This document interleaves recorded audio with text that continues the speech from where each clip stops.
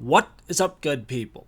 Jungle Link here, hope you're doing well. At the time of this recording, Bitcoin just a hair over 26,000, Ethereum $1,669, XRP up to 53 cents, Cardano at 26 cents, Polkadot, I like Polkadot under $5, $4.45. Now, it's no secret, I think the prices will find their way lower, but doesn't mean they won't go higher first. And as far as I know, I'm not a wizard and I've been wrong before.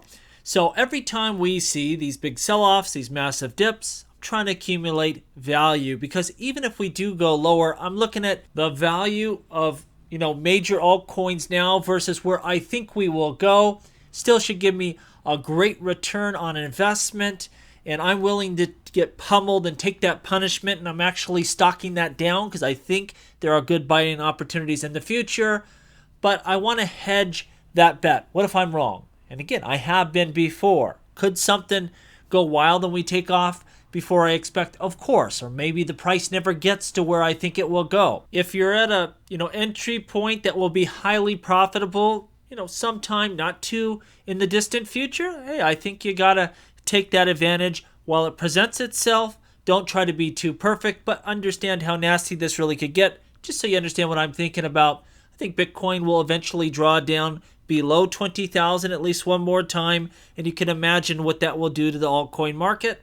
I'm prepared for it, but I am not banking my future on that. I will keep buying into value. Now, on Twitter, someone asked the question, well, if Judge Torres denies the SEC, do they still have the option to appeal it after the court case is over to the appellate court? And David Schwartz, I think, gave a beautiful answer here that I'm going to go through because I haven't explained it this clearly, but he says the following. Yes, a party that loses on any claim or issue in their suit is entitled to appeal any adverse ruling at the conclusion of the lawsuit. So you have to typically wait until everything is over.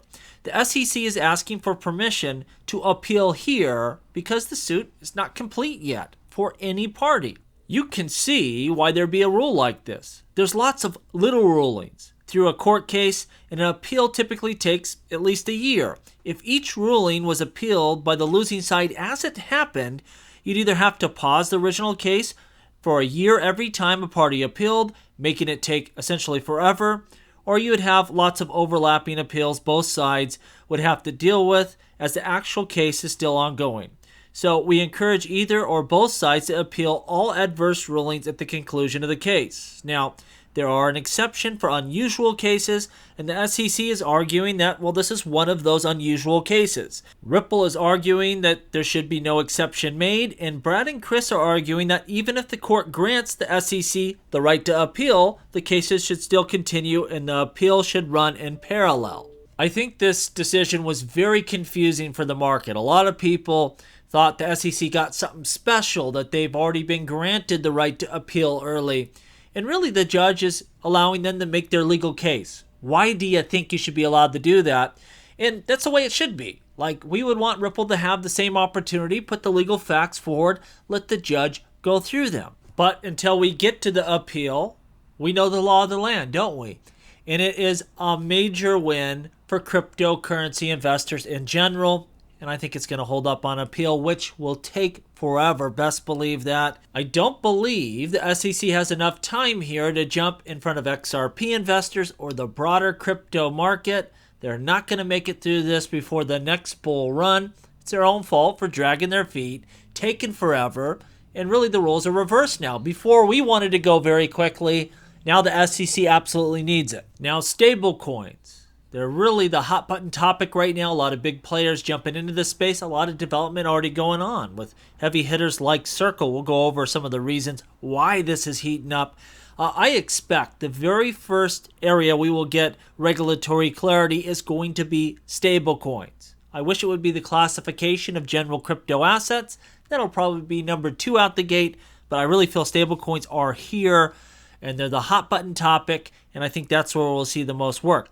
Today it was announced Coinbase gets a stake in stablecoin operator Circle, and there's quite a bit going on here. Number one, there was a consortium between Circle and Coinbase that managed the issuance and governance of that protocol. That's all being brought in-house, being done by Circle. Now Coinbase has acquired a minority stake in the company, Circle Internet Financial. They also are incorporating 6 new blockchains to integrate, which will bring the tally to 15 in total here. Although they did not identify who the new blockchains will be, we already know that Polkadot, Near, Optimism, and Atom have already been announced, and you're talking about some of my favorite blockchains right there. It looks like Circle is peering into my investment portfolio here going, hey, Polkadot, Near, Optimism, and Cosmos, Jungle Link's in these crypto investments. They must be good. Let's issue some USDC.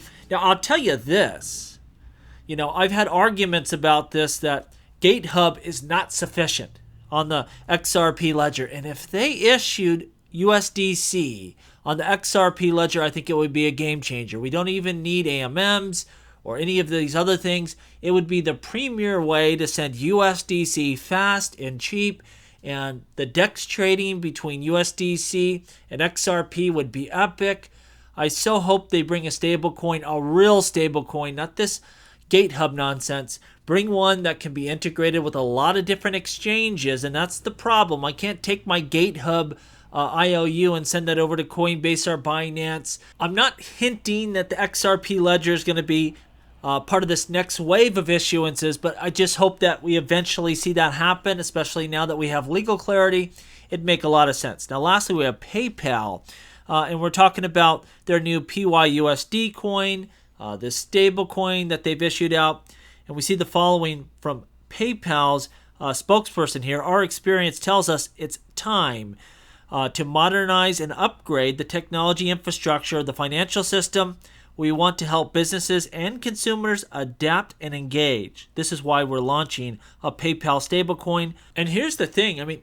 This is going to be killer for merchants, right? You can cut out a lot of merchant fees. The question is, why are consumers? I know why someone would use a stablecoin in crypto trading, but if I'm going to pay an invoice and if I'm going to buy a good or service, why am I incentivized to use PayPal stablecoin? Maybe just because I've been doing crypto trading and I have it sitting there. I don't know. It's going to be interesting to see how they build this out. And the case for PayPal's ability to affect stablecoin adoption with this new project is strong. They currently have 426 million accounts that are active, and the company has a market share just over 50% of the global online payment process. So, monster player in this arena, can really roll out a lot of infrastructure. Do they get it done or not? Do people start adopting this and using it? Only time will tell. USDC is a monster within crypto and stablecoins. Circle's a big player. Can PayPal compete with that? Well, I think they have the infrastructure to do so, much like, Binance does, right? That integration of blockchain in with their, all their different exchanges and things like that. Makes a lot of sense. We'll have to see how they execute. And we have Alex Tapscott, co-founder of Blockchain Research Institute, which says, well, it's not a surprise why PayPal and others want to enter this market. PayPal is currently facing stiff competition in its legacy payment business, and it's looking for ways to diversify into higher margin areas. And stablecoins are a logical fit, and this is the big part, potentially a lucrative one.